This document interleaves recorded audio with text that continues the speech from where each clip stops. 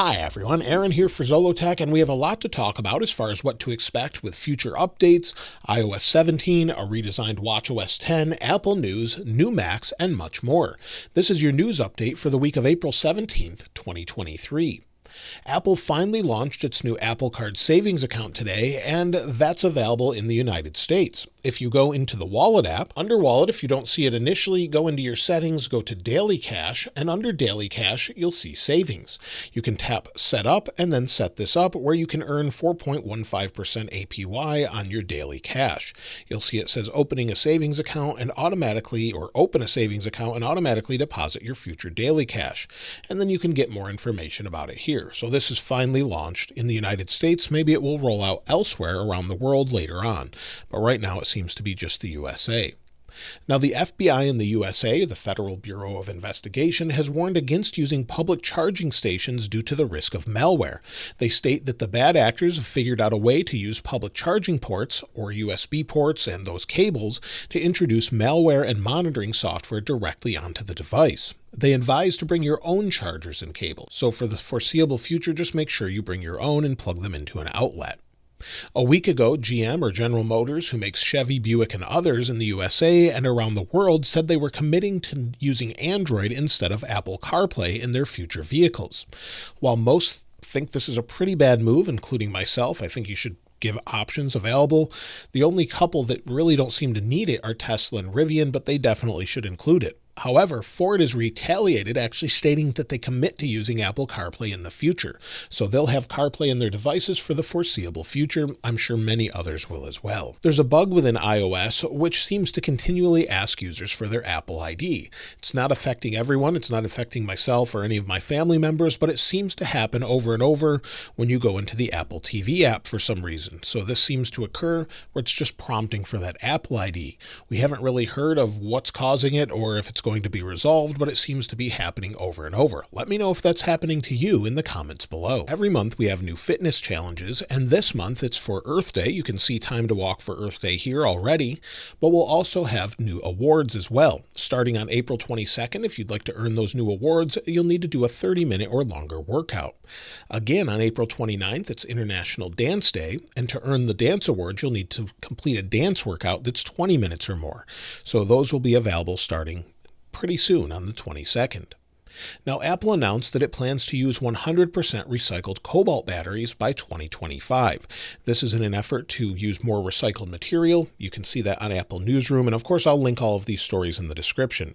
You'll see it says industry-leading innovation paves new paths for key recycled metals in batteries, magnets, and circuit boards. So you can see a little video here as well as more information all about it, charting progress to 2025, everything from circuit boards to batteries and more. So it's pretty comprehensive if you'd like to read about that. Now, I mentioned before that Apple was opening stores soon in India, and that starts this week. As soon as tomorrow, it will open at 11 a.m. their time in India, the BKC store in Mumbai. Tim Cook is said to be making an appearance there, and they also have a new playlist and some wallpapers to go along with it. Later in the week, on April 20th, they're actually opening the store in New Delhi, the Saket store. So you can see here, 10 a.m., it opens Thursday. So if you're in those areas and you'd like to take some pictures and maybe share them here, I could share them on Twitter or maybe on a future YouTube video, be sure to let me know, and of course I'll give you credit for that. But you'll see here, you've got different wallpapers as well as new music to go along with it. So those will be opening soon, and that's also going along with Apple continuing to move production there for iPhones. Many new iPhones are being made in India now, and additionally, Apple continues to move production out of China. This time it's for MacBooks, according to Nikkei Asia. Apple's in talks with assembly plants in Thailand where it plans to move some production soon. So they're moving production to Vietnam, India, Thailand, and elsewhere.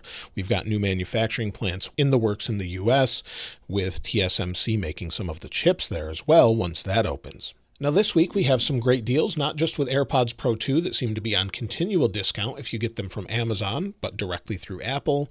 There's also deals on Beats Studio Buds, as well as the MacBook Pro 14-inch. So those are all available now. I'll link those in the description if you're interested. Now, this past week, Apple stopped signing iOS 16.4. That means you can no longer downgrade to it. Typically, when they do that, within a week or two, they have a new release to the public. Now, we've thought that iOS 16.5 might come out in May or maybe even later. However, iOS 16.6 has been seen in web analytics. Based on Apple unsigning iOS 16.4, 16.5 could be out sooner rather than later, but we just don't know. It's possible we could have a 16.4.2, but I think since 16.5 is in the works, that seems more likely. iOS 16.5 Beta 3, however, it could be a release candidate, would be available as soon as tomorrow or Wednesday. If Apple is planning to push this out sooner rather than later, we could have iOS 16.5 RC as soon as tomorrow or Wednesday. So we'll have to wait and see what Apple does with that, but we have seen betas go from Beta 2 to a release candidate very quickly before.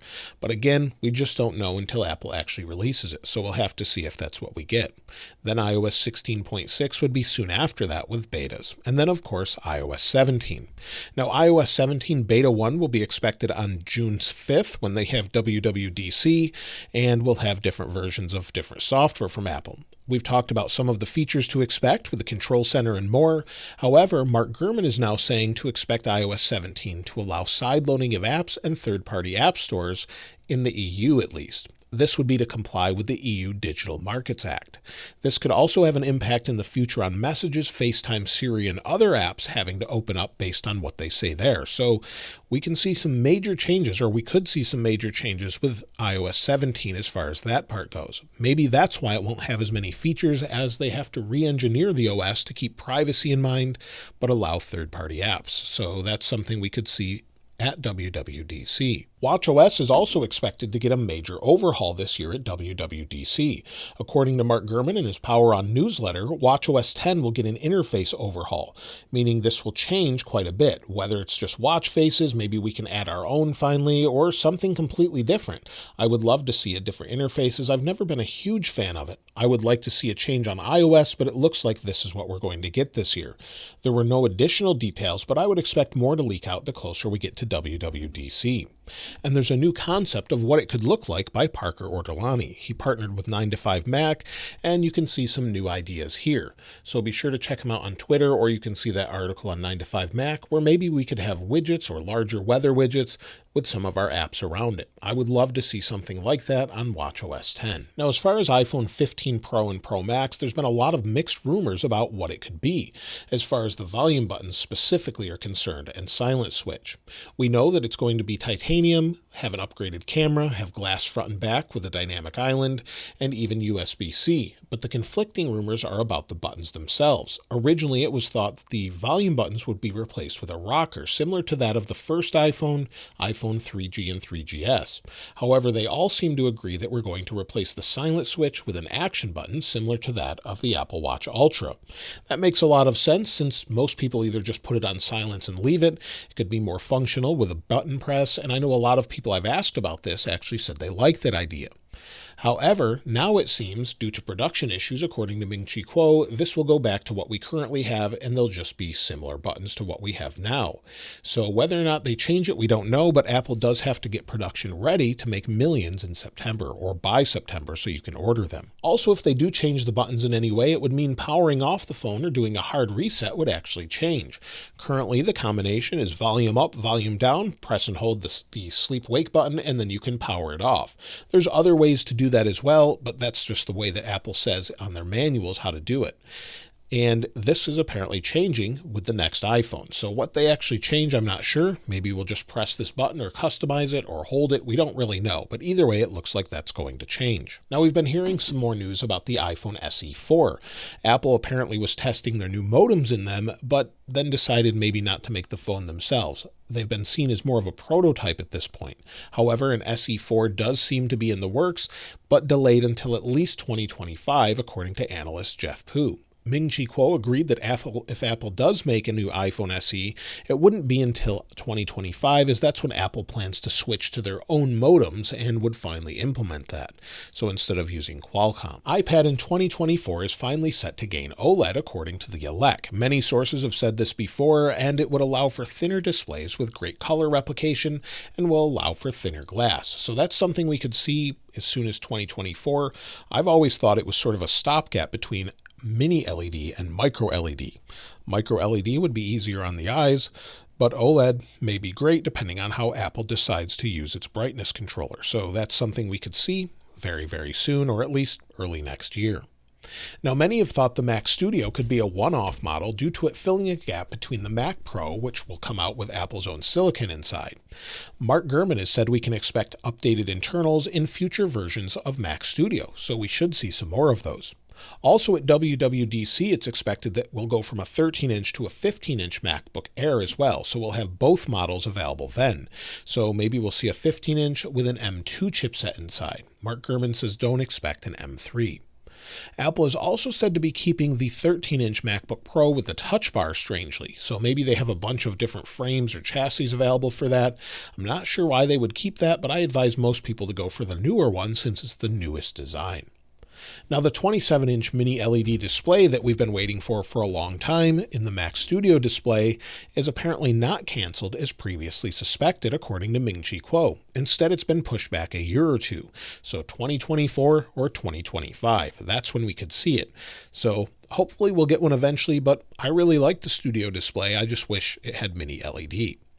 Now, Apple is still working on true augmented reality glasses. While we're expecting a VR headset at WWDC, this is separate from that and is planned for 2026 or 2027 at the earliest, according to Ming Chi Kuo. This is according to a post on Medium that he posted, and Apple has been known to be working on this, and hopefully they can get that correct.